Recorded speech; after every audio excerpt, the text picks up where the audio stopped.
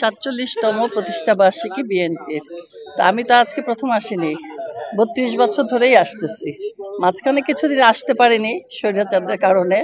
আসলো আমাদের এখান থেকে পুলিশ দিয়ে ধাওয়া করে ভাগাই দিচ্ছে, বিএনপি করে বলে এতদিন তো কথা বলতে পারিনি। তো এখন তো আমাদের স্বাধীনতা আছে, এখন তো আমরা বুক ফুলিয়ে জিয়া উদ্যানে আসতে পারি, শহীদ প্রেসিডেন্ট জিয়াউর রহমানের মাজারে আমরা ফুল দিতে পারি, শ্রদ্ধা জানাতে পারি। এখন এটা করতে আসছি এবং আজীবন করেই যাব, আসবই। হ্যাঁ, আছি তো জন্ম থেকেই, যতটুকু বুঝ হয়েছে। আর আমি আছি জিসাস কেন্দ্রীয় কমিটির সহসভাপতি। আমাদের আবুল হাসেম রানা রানা ছিলেন, রাজীব ভাই ছিলেন, ওনারাই আমাকে নিয়ে আসছিলেন। তো আজকে তো তারা নাই, কিন্তু তাদের প্রতিনিধি আমাদেরকে রেখে গেছে। এটা যার যার ইচ্ছা, মনের ইচ্ছা।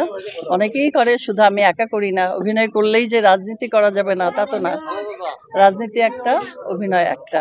হয়তো অভিনয় হয়তো এক সময় ছেড়ে দিব, রাজনীতিতে যদি জড়িয়ে পড়ি, আগামীতে নির্বাচন করার ইচ্ছা তো হয়ে গেলে তো হয়তো দেখা গেল অভিনয়কে সেইভাবে সময় দিতে পারবো না। তবে মনের তাদিক থেকে তো কোনোটাই বাদ দেওয়া যাবে না, হয়তো কিছুটা সময় দিতেও পারি, সেটা আল্লাহর ইচ্ছা। হ্যাঁ, নাটক নাটক তো অভিনয়, হয়তো ছোট পর্দা বড় পর্দা, ওটা আমার কাজ। তো কাজকে তো অবহেলা করা চলবে না। আমার নিজস্ব একটা মিডিয়া আছে, রিনা খান মিডিয়া, সেটা তো আমি নাটক বানাচ্ছি। একটা কিছু করতে হবে, তো বেকার বসে থাকা যাবে না। আমি জিসাসে আছি, এটা আজকে 33 বছর ধরেই আছি। তো আমাদের এই সংগঠনের সবাই মিলেই আমরা একটা চিন্তাধারা করি, কাজের রূপরেখা তৈরি করি।